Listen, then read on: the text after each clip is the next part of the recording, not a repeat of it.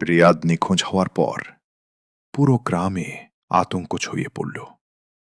কেউ আর সূর্য ডোবার পর কালো বাড়ির দিকে তাকাতেও সাহস করত না। কিন্তু রিয়াদের ছোট ভাই সিয়াম বিশ্বাস করত না যে তার ভাই মারা গেছে।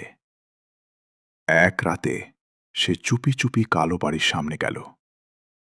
পূর্ণিমার আলোয় বাড়িটা আগের চেয়ে আরও ভয়ঙ্কর লাগছিল। হঠাৎ সে দেখল দ্বিতীয় তলার একটি জানালায় কেউ দাঁড়িয়ে আছে।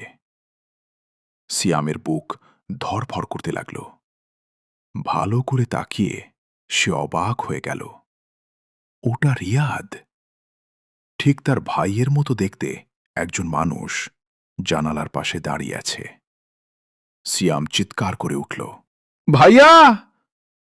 জানালার ছায়ামূর্তিটিও ধীরে ধীরে হাত তুলল।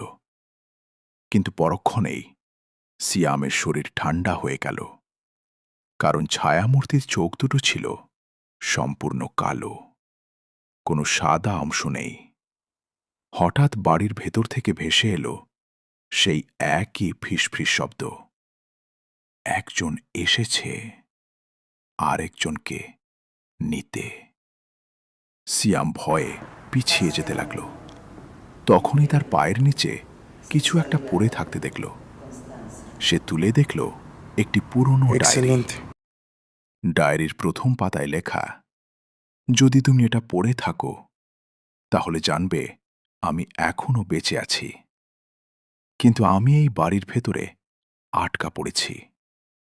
নিচে স্বাক্ষর, রিয়াদ। সিয়ামের হাত কাঁপতে লাগল।